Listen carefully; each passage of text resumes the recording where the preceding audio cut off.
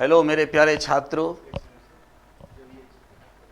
Hello मेरे प्यारे छात्रों, मैं जीके अनुरागी आज केमिस्ट्री के कुछ इम्पोर्टेंट क्वेश्चंस को लेकर के उपस्थित हुआ हूँ।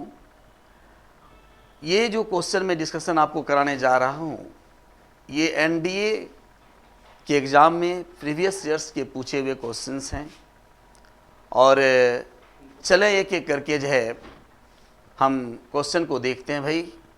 और चलिए इसी दौरान अब आपके स्क्रीन पर हम ला रहे हैं फर्स्ट नंबर क्वेश्चन।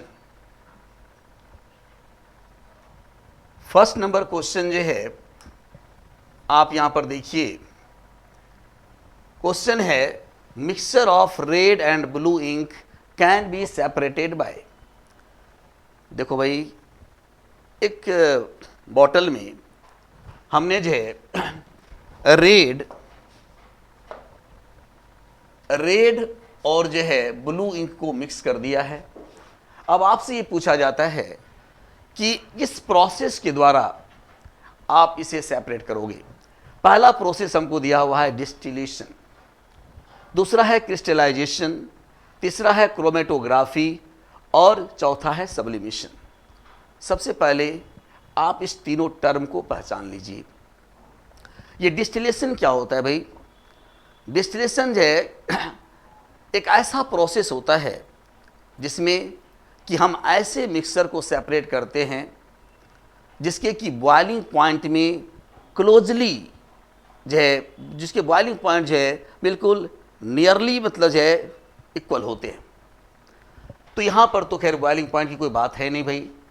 क्रिस्टलाइजेशन क्या होता है? क्रिस्टलाइजेशन में हम एक ऐसे सॉल्यूट होते हैं भाई जो कि इनसॉल्युबल होते हैं और उसको जो है एक सूटेबल सॉल्वेंट में हम जो है मिक्स करते हैं, मिलाते हैं। तो जो इनसॉल्युबल सॉल्वेंट होता है वो जो सॉल्यूट होते हैं वो बैठ जाते हैं भाई और हम उससे अलग करते हैं। क्रिस्टलाइजेशन की बात हुई। तीसरा है क्रोमेटोग्राफी और चौथा है सब्लिमेशन।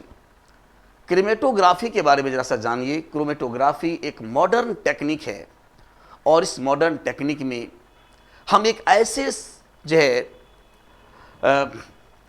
हम एक ऐसे मतलब जो है एब्जॉर्बेंट का प्रयोग करते हैं जो कि कुछ विशेष प्रकार के सबस्टांस को एब्जॉर्ब कर लेता है। अब यहाँ पर बताइए कि अगर हमारे बॉटल में रेड और इंक दोनों मतलब जो है मिला हुआ है, रेड और मतलब जो है ब्लू, अगर हम एक ऐसे एब्जॉर्बेंट का प्रयोग करें कि वो रेड कलर को एब्जॉर्ब कर ले तो बचेगा क्या भाई? ब्लू कलर बचेगा ना। तो इस प्रकार से यहाँ पर जो सबसे सुटेबल मेथड हमारा है वो है क्रोमेटोग्राफी और क्रोमेटोग्राफी के द्वारा ही हम इस मिक्सचर को सेपरेट करेंगे। सब्लिमेशन की बात है। सब्लिमेशन एक ऐसा प्रोसेस जिसमें कि हम सब्लिमेट्स को अलग करते हैं। सब्लिमेट क्या होता है भाई? जिसको हम लोग हिंदी में कहते हैं ऊर्ध्वपातित सबस्टांस। ऐसा सबस्टांस जिसे हम अगर गर्म करें तो सीधे वो सॉलिड से जो है गैस में कन्वर्ट कर जाएगा और अगर कंडेंस करें तो गैस से सीधे वो जो है सॉलिड में आ जाएगा। इस प्रोसेस को सब्लिमेशन कहते हैं। यहाँ पर इस तरह की कोई बात है नहीं। तो इस प्रकार से जो है इस क्वेश्चन का जो सही जवाब है वो है हमारा क्रोमेटोग्राफी। मुझे उम्मीद है कि हमारी बात आपको समझ में आ गई होगी। चलें हम लोग नेक्स्ट क्वेश्चन की ओर चलते हैं। नेक्स्ट क्वेश्चन जो है हमारा है match list first with list second and select the correct answer. यानी दो लिस्ट यहां पर आपको दिया गया है। एक फर्स्ट लिस्ट है जिसमें कि प्रोसेस दिया गया है भाई कि किस प्रोसेस से हम इसको जो है सेपरेट करेंगे, और यहां पर लिस्ट सेकेंड में जो है सबस्टांस दिया गया है, किस तरह के सबस्टांस को हम इसके साथ मिलाएंगे। तो चलें यहां पर जैसा हम लोग देखें, पहला है हमारा क्रिस्टलाइजेशन और इधर हम देखें based on different absorption used for substance which are decomposed below their boiling point. Substance with different solubilities are separated. ध्यान दीजिए, हमने अभी तुरंत आपसे कहा था कि क्रिस्टलाइजेशन में ऐसे मतलब सबस्टांस को सेपरेट करेंगे जिसके सॉल्युबिलिटी में अंतर होता है। जैसे मान लो कि हमने KNO3 ले लिया, पोटासियम नाइट्रेट ले लिया भाई और NaCl ले लिया। अगर हम इस दोनों को अगर वाटर में डाल दें NaCl तो घुल जाएगा भाई, लेकिन KNO3 नहीं घुलेगा ना।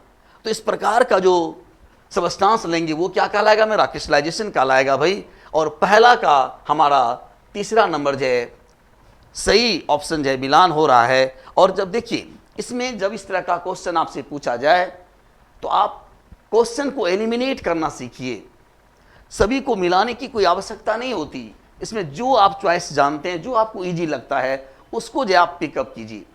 और यहाँ पर देखिए मेरा पहला का जो है ए का तीसरा नंबर हो रहा है भाई, और ए का तीसरा नंबर हमारे पहले चॉइस में ये है, बाकी सारे चॉइस तो हमारे ऐसे ही जो है ऐसे ही डिस्कार्टेड हो जा रहे हैं भाई, ठीक है। इसलिए अब आगे हमको देखने की कोई जरूरत ही नहीं है ना। और हमारा ये पहला नंबर चॉइस जो है हमारा क्या होता है, सही हो जाता है।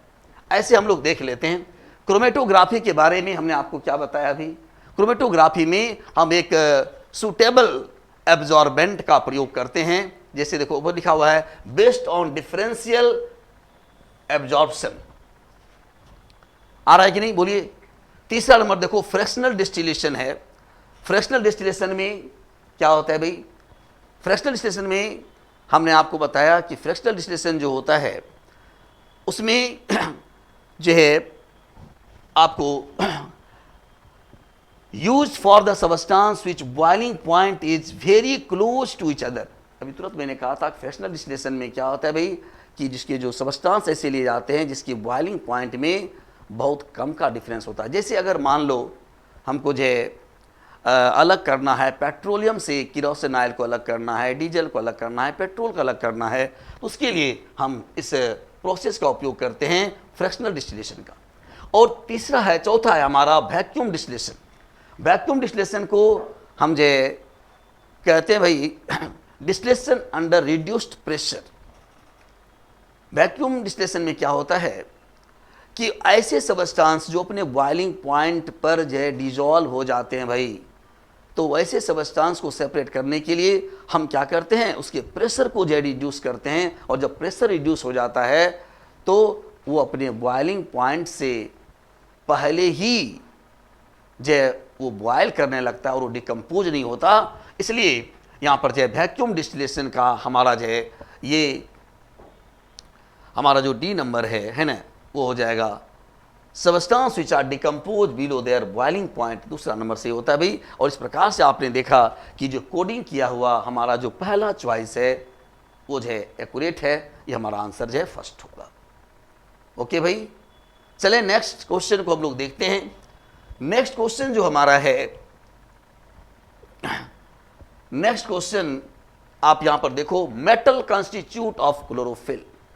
क्वेश्चन आपसे ही पूछा जाता है कि क्लोरोफिल में कौन सा मेटल पाया जाता है।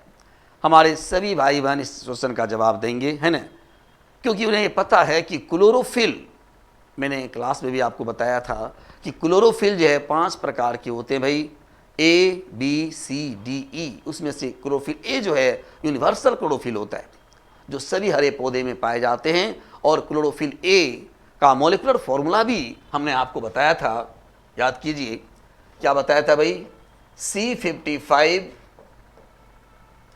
H72 O5 N4 Mg। यहां पर जो है आप यहां पर देख रहे हो कि यहां पर जो क्लोरोफिल में कौन सा धातु पाया जा रहा है भाई, मैग्नीशियम। तो आपका चॉइस के अनुसार आपका आंसर क्या हो रहा है, मैग्नीशियम हो रहा है। चौथा आंसर आपका जो है करेक्ट है। ठीक है भाई, चलें हम लोग जो है इसमें बेकार टाइम इन्वेस्ट करने की कोई जरूरत नहीं, इसमें कोई कॉन्सेप्ट नहीं है, ये तो इन्फॉर्मेशनल चीज़ है कि हमको जो है क्लोरोफिल में कौन सा धातु पाया जाता है, तो सीधा हमें याद रखना है कि मैग्नीशियम पाया जाता है। चलिए नेक्स्ट क्वेश्चन जो है हमारा है, देखो, a student by chance mix acetone and alcohol. Acetone और अल्कोहल दोनों को जो है मिक्स कर देता है भाई। This mixture of acetone and alcohol can be separated bye. अब कहता है कि अल्कोहल और एसीटोन दोनों को जो है सेपरेट करने के लिए हम कौन सा मेथड का प्रयोग करेंगे। पहला है हमारा फिल्ट्रेशन। फिल्ट्रेशन को अगर फिल्टर के थ्रू, भाई फिल्टर के थ्रू हम नहीं छान सकते इसको, क्योंकि दोनों तो लिक्विड है। एसीटोन भी हमारा लिक्विड है, ऑर्गेनिक सॉल्वेंट है भाई, अल्कोहल भी हमारा ऑर्गेनिक सॉल्वेंट है, ये दोनों जो है सेपरेट नहीं हो पाएगा। सेपरेटिंग फेनेल, फ्रैक्शनल डिस्टिलेशन और फ्रैक्शनल क्रिस्टलाइजेशन और फ्रैक्शनल डिस्टिलेशन, यहाँ पर जो है हम जो है फ्रैक्शनल डिस्टिलेशन के द्वारा, है ना, इस दोनों को हम अलग कर पाएंगे, क्योंकि दोनों के बॉइलिंग पॉइंट जो होंगे वो क्लोजली होते हैं भाई। इसलिए हमारा जो आंसर यहाँ पर हो रहा है वो होगा हमारा फ्रैक्शनल डिस्टिलेशन। ये आंसर हमारा हो रहा है फ्रैक्शनल डिस्टिलेशन। ठीक है, नेक्स्ट क्वेश्चन की ओर हम लोग बढ़ें। नेक्स्ट क्वेश्चन हमारा है, यहां पर देखिए, a mixture containing silica SiO2 NaCl and NH4Cl is taken for separating the constituent, the suitable step required for this earth। देखिए आपके पास क्या क्या दिया गया है। हमारे पास दिया गया है सिलिका SiO2 यानी बालू मान लीजिए दिया गया है, NaCl नमक दिया गया है, और अमोनियम क्लोराइड दिया गया है। अमोनियम क्लोराइड एक सब्लिमेट है, याद रखिएगा, है ना। इसको अलग करने के लिए हमको सब्लिमेशन प्रोसेस को लाना ही लाना होगा। ठीक है, उसके बाद सिलिका है और NaCl। सिलिका ये तो है डिजॉल्व नहीं होगा भाई, NaCl तो डिजॉल्व हो पाएगा। तो सबसे पहले हम क्या करेंगे कि सब्लिमेशन प्रोसेस के द्वारा अगर हम इसको गर्म कर देते हैं तो गर्म करने के बाद अमोनियम क्लोराइड तो भाई सीधे मतलब जो है गैस बन करके बाहर निकल जाएगा, है ना। तो पहला काम हम क्या करेंगे, सब्लिमेशन करेंगे। ठीक है, सब्लिमेशन करने के बाद अब इस दोनों को क्या करेंगे, डिजॉल्व करा देंगे। अगर डिजॉल्व करेंगे तो क्या होगा, NaCl घुल जाएगा और सिलिका जो है मेरा नहीं घुलेगा। ठीक है, तो पहला हो जाएगा हमारा डिजोल्यूशन। उसके बाद हम उसको फिल्टर करके क्रिस्टलाइजेशन करा देंगे। यहाँ पर जो सही मतलब जो हमारा सीक्वेंस है वो फर्स्ट नंबर जो है हमारा ये सही आंसर हो रहा है भाई। ठीक है, चलिए नेक्स्ट क्वेश्चन की ओर हम लोग आते हैं। यहाँ पर देखते हैं, Which of the following represent a chemical change। चलिए भाई, दो प्रकार के चेंज आप जानते हो, एक होता है फिजिकल चेंज और दूसरा होता है केमिकल चेंज। थोड़ा सा मैं आपको बता दूं फिजिकल चेंज होता क्या है।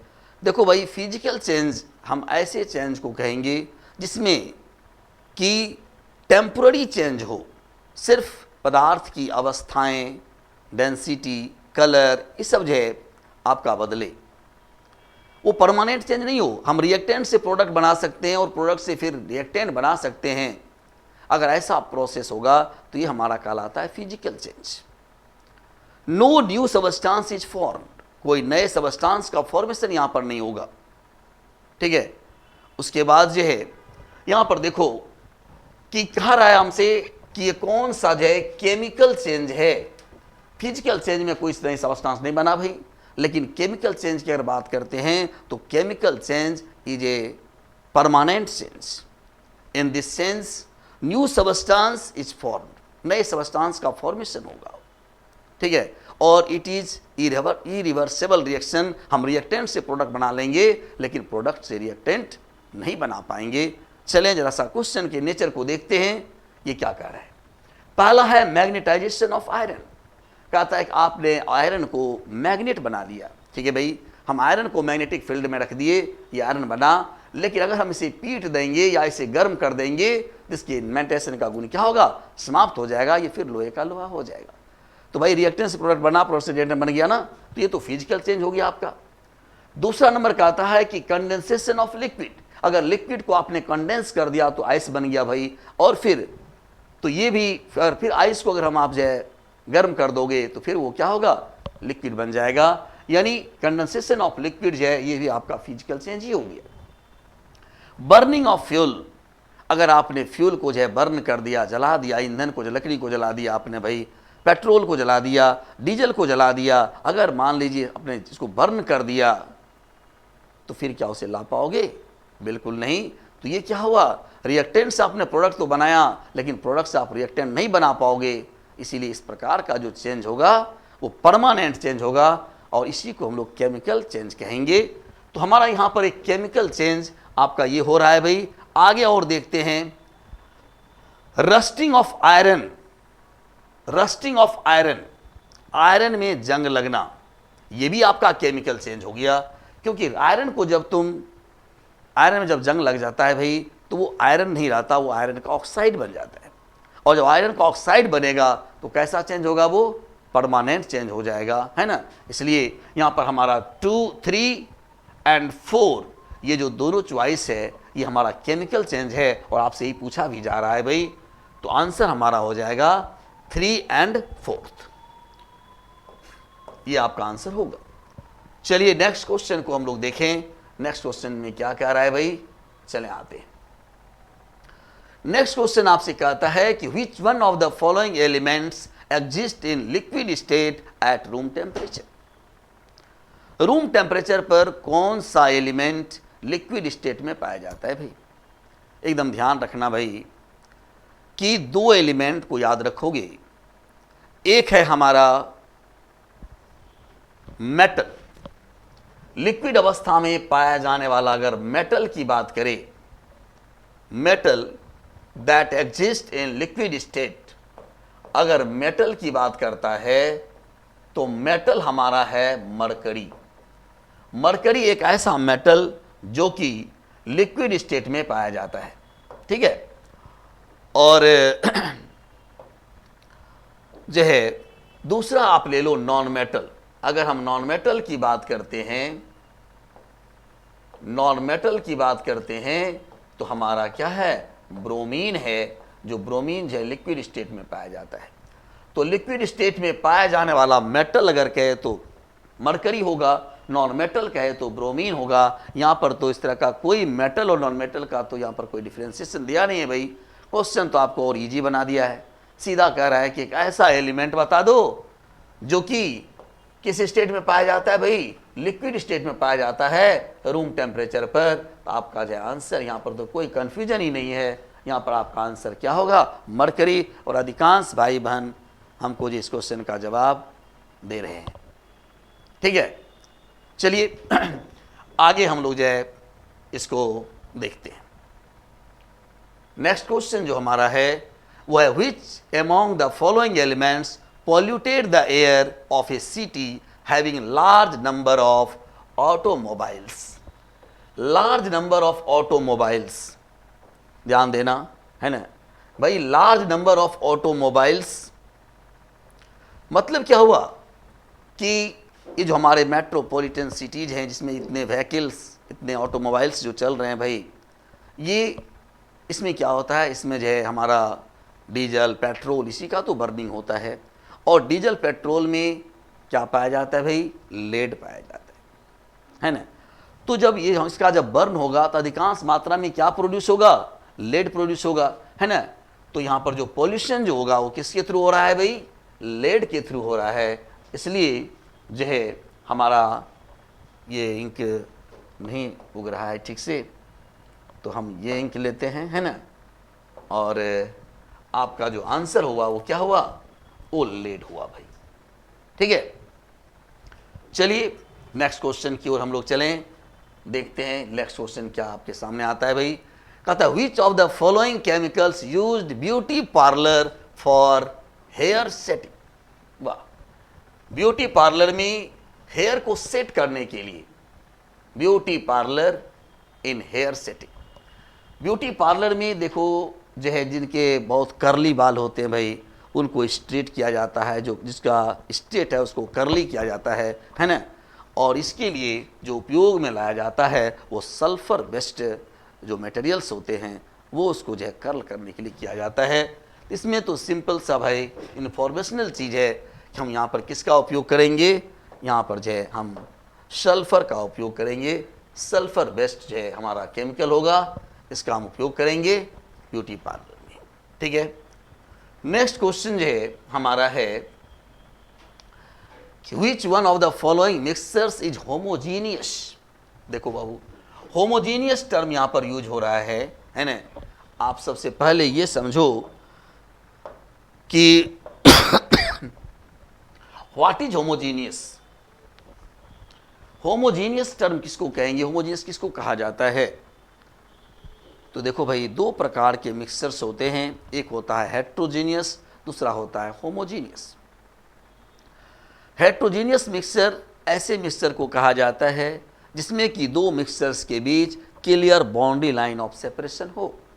जैसे मान लो अगर हम सरसों तेल और पानी को मिला दें तो देखोगे कि पानी की चूंकि तेल की डेंसिटी जो है वाटर से कम होती है, इसलिए तेल का ऊपर लेयर हो जाएगा, नीचे पानी का लेयर होगा, और उसके बीच क्लियर बाउंड्री लाइन ऑफ क्या होगा, सेपरेशन होगा।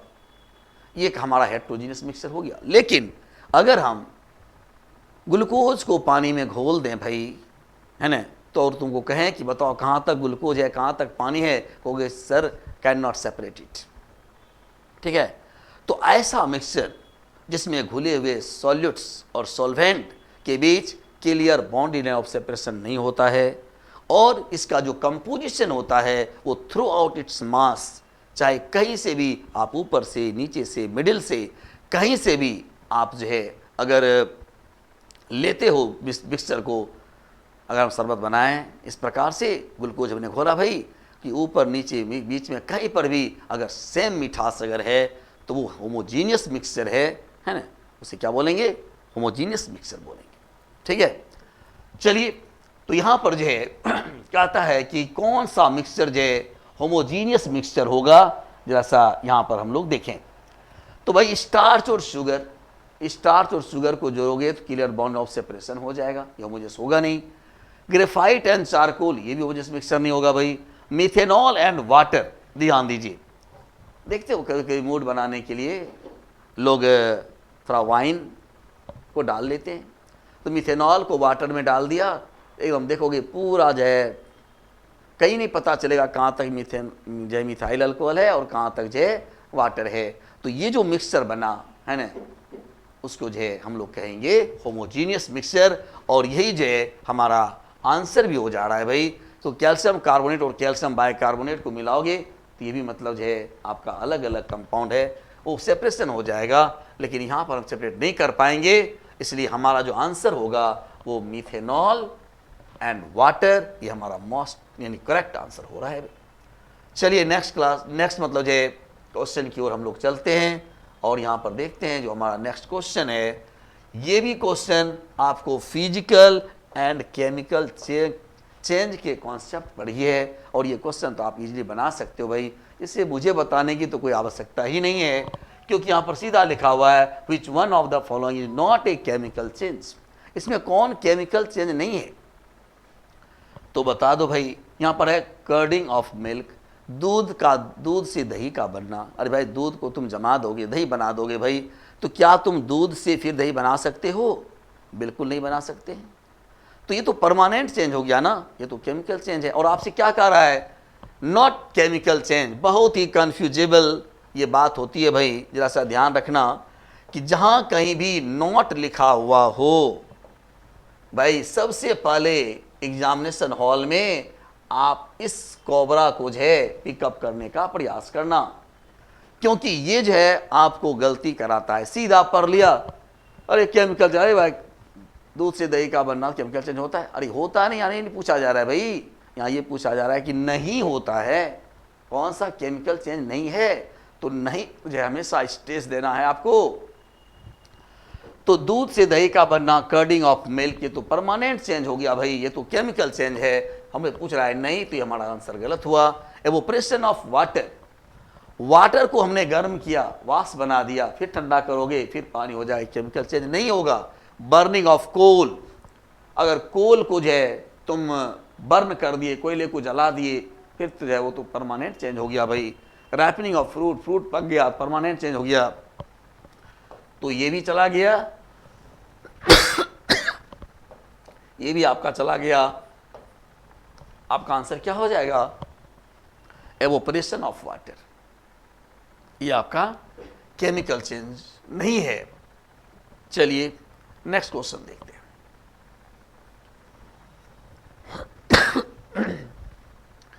A mixture of sodium chloride, ध्यान देना, सोडियम क्लोराइड एक मिक्सचर लिया गया है, ये सोडियम क्लोराइड मिक्सचर लिया गया है, ठीक है। और यहां पर क्या है, नेफ्थलीन है, ये naphthalene can be separated bye, ध्यान दो, नेफ्थलीन हो गया भाई, एंथ्रासीन हो गया, बेंजोइक एसिड हो गया, कैम्फर हो गया, अमोनियम क्लोराइड हो गया, ये सारे जो है ना ये उर्वपातित सबस्टांस हैं, सब्लिमेट हैं।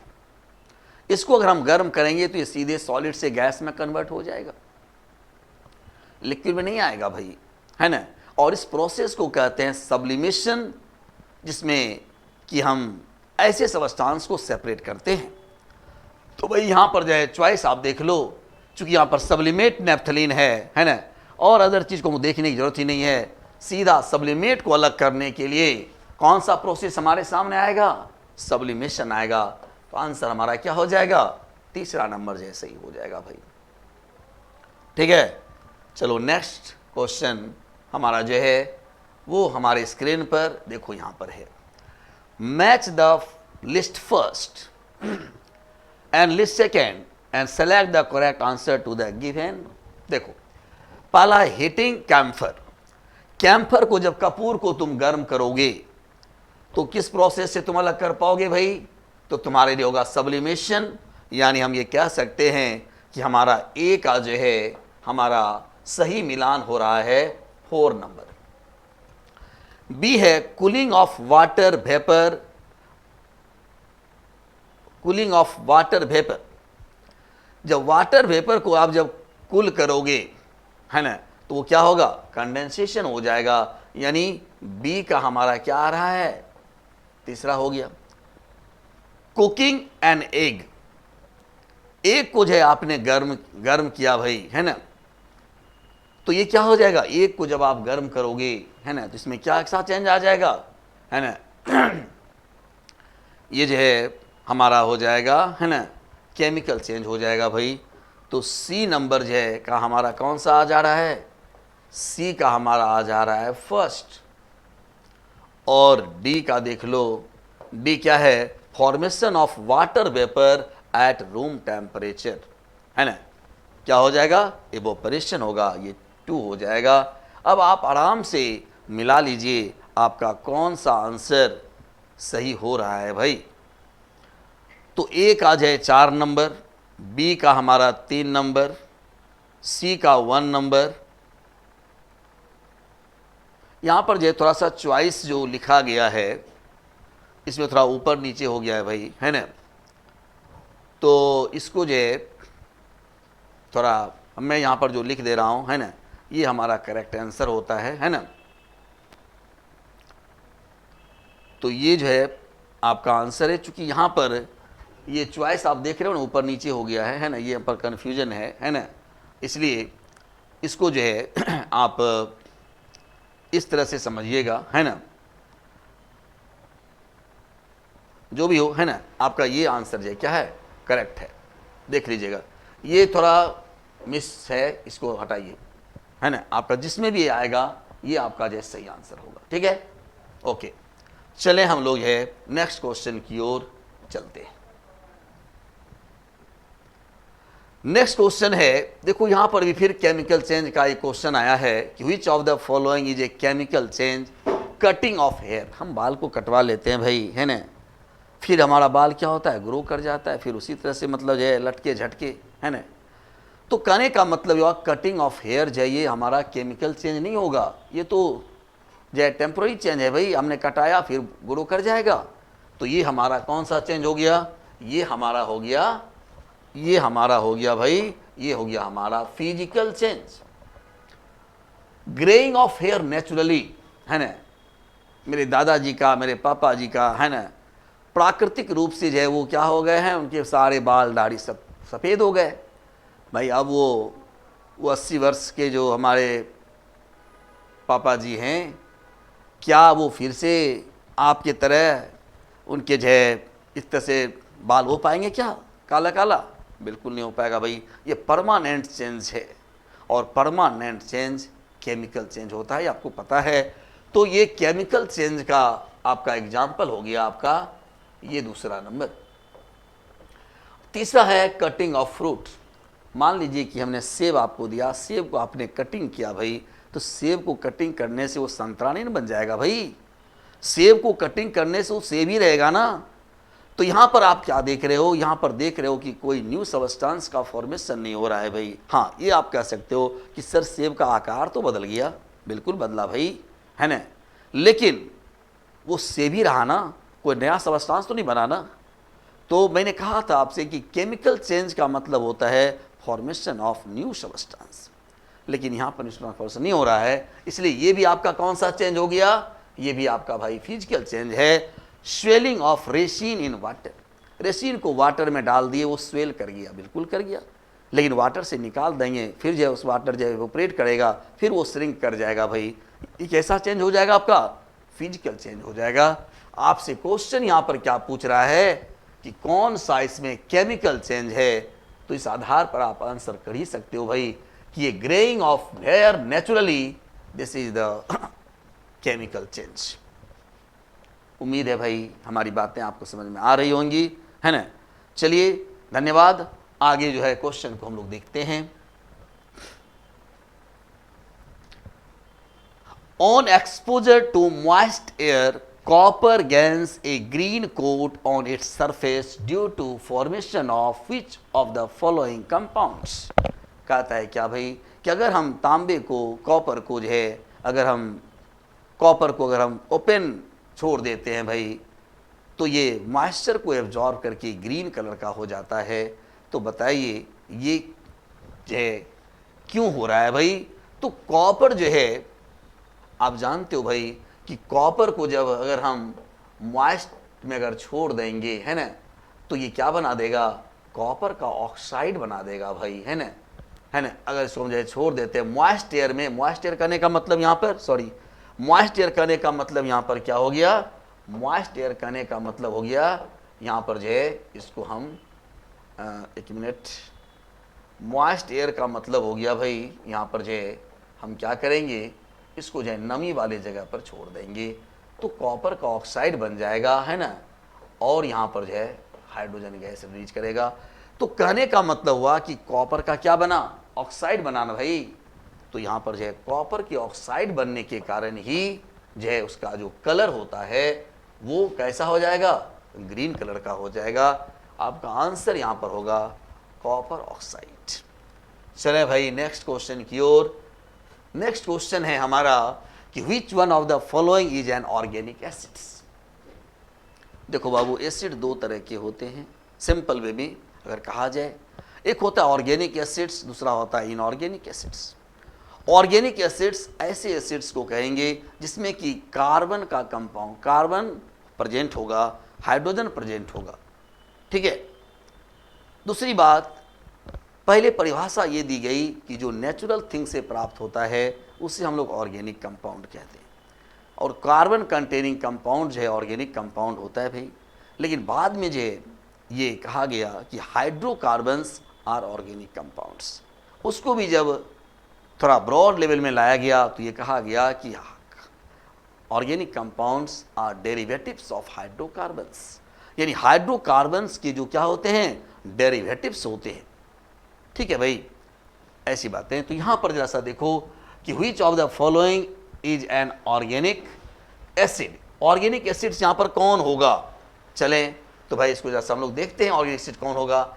यहां पर देखो हाइड्रोक्लोरिक एसिड है, फॉर्मूला क्या लिखते हो भाई?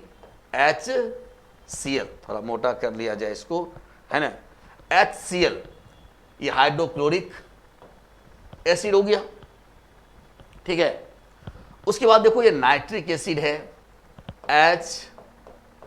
HNO3, और ये एसिटिक एसिड है ना, जो कि CH3 CH3 COOH, ये एसिटिक एसिड हो गया। और ये हमारा है सल्फ्यूरिक एसिड यानी H2SO4। अब यहां पर देखो भाई, हमें चूज करना है ऑर्गेनिक एसिड्स को। तो ऑर्गेनिक एसिड मैंने क्या कैरेक्टर बताया, ऑर्गेनिक एसिड्स वो होगा जिसमें कार्बन होगा। तो यहां पर देख लीजिए, आप इजीली आप देख सकते हो कि यहां पर जो है हमारा एसिटिक एसिड में कार्बन प्रेजेंट है, इसलिए हमारा एसिटिक एसिड जो है वो ऑर्गेनिक एसिड्स का एग्जाम्पल है। बाकी सारे जो है इनऑर्गेनिक एसिड्स हैं जो कि नॉन लिविंग थिंग से या मिनरल से प्राप्त होते हैं। ठीक है, ओके, चलें भाई नेक्स्ट क्वेश्चन की ओर। नेक्स्ट क्वेश्चन जो है हमारा है कि which of the following statement regarding the bleaching powder and DDT is correct। Bleaching powder और DDT, ब्लीचिंग पाउडर क्या होता है भाई? ब्लीचिंग पाउडर जो होता है ना, उसको जो है हम उसका जो केमिकल फॉर्मूला लिखेंगे वो होता है CaOClCl, ऐसे लिखते हैं, या इसी को लिखेंगे, या इसी को जो है हम लोग लिखते हैं, इसी को लिखोगे कि CaOCl2, इस प्रकार से भी लिखते हैं। तो यहां पर हम देख रहे हैं कि इसमें कैल्शियम है। और DDT का फुल फॉर्म अगर पूछा जाए तो die chloro diphenyl try chloroethane है ना। क्लोरो मतलब क्लोरीन यहां पर है, तो भाई क्लोरीन देखो यहां पर कैल्शियम, ब्लीचिंग पाउडर में भी क्लोरीन है, और DDT का जो फुल फॉर्म है उसमें भी क्लोरीन है ना, die chloro diphenyl try chloroethane. तो ट्राई क्लोरो जब बात करते हैं तो क्लोरीन वहां पर प्रेजेंट होगा ना भाई, तो क्लोरीन यहां पर भी है और क्लोरीन यहां पर भी है। तो DDT और जो है ब्लीचिंग पाउडर में BLE यहां पर, सॉरी भाई जरा सा यहां पर ध्यान देना, यहां पर BLEACHING ब्लीचिंग पाउडर होगा, है ना। तो यहां पर जो है ये आपका जो है क्या हो गया, बोथ कंटेंस क्लोरीन, दोनों में क्या पाया जाता है, क्लोरीन पाया जाता है। ये आपका जो है आंसर होगा। ठीक है, ओके, है ना। नेक्स्ट क्वेश्चन की ओर हम लोग चलते हैं, है ना। नेक्स्ट क्वेश्चन है हमारा कि which of the following pairs of element in liquid at room temperature, room temperature पर जो लिक्विड के रूप में है वो एलिमेंट कौन सा होगा, है ना। तो भाई इसकी चर्चा तो हमने पहले भी कर दी है कि मेटल के रूप में जो पाया जाने वाला लिक्विड स्टेट पाया जाने वाला जो मेटल है वो मरकरी है, और जो आपका नॉन मेटल जो लिक्विड स्टेट पाया जाता है वो ब्रोमीन है। तो आप देखिए यहाँ पर जो है मरकरी और ब्रोमीन जो आपका आंसर है ये आपका सही आंसर है। इसमें तो खैर कुछ कॉन्सेप्ट की बात ही नहीं है भाई, ये तो सीधा सिंपल मतलब जो है ये मेमोरी बेस्ड क्वेश्चन है। चलिए आगे हम लोग देखते हैं ये क्वेश्चन आपके सामने। The protect steel and iron from rusting, a thin layer of which one of the following metals is applied. कहता है कि कौन सा मेटल आप अप्लाई करोगे अगर चाहते हो कि तुम्हारा जो आयरन है उस आयरन पर जो है जंग ना लगे। तो भाई आयरन पर जंग ना लगे इसके लिए हम लोग जो है जस्तीकरण करते हैं और उस पर जो है जिंक का जो है कोटिंग कराते हैं। ठीक है, तो इसके लिए क्या करना पड़ता है भाई, इसके लिए हमारा इलेक्ट्रोलाइसिस है, जिसमें कि दो मतलब जो है आपका प्लेट लेते हैं, कैथोड एनोड लेते हैं भाई, और जिस पर हमको जो है कोटिंग कराना होता है ना, उसको जो है हम कैथोड लेते हैं, उस पर जो है एनोड का जो है कोटिंग हो जाता है भाई। जैसे जिंक का कराना है तो जिंक का सॉल्यूशन लेंगे, है ना, उसको जो है आयरन पर जो है कोटिंग होगा। तो इस प्रकार से जो है हमारा आंसर होगा यहाँ पर क्या, जिंक हो जाएगा भाई। नेक्स्ट क्वेश्चन की ओर हम लोग चलें, और नेक्स्ट क्वेश्चन हमारा है cinnabar is ore which of the following. बिल्कुल जो है सिंपल सा क्वेश्चन है कि सिनेबार जो है वो किसका ओर है। तो ये तो मेमोरी रखना है, याद रखना है भाई कि सिनेबार जो है हमारा ये मरकरी का जो है अयस्क है, इसमें तो कोई सुन की बात ही नहीं है ना। चलें नेक्स्ट क्वेश्चन जो हमारा है वो है हमारा what is the total number of covalent bond in methanol. कहता है कि मिथेनॉल में टोटल कितने जो है बॉन्ड होते हैं।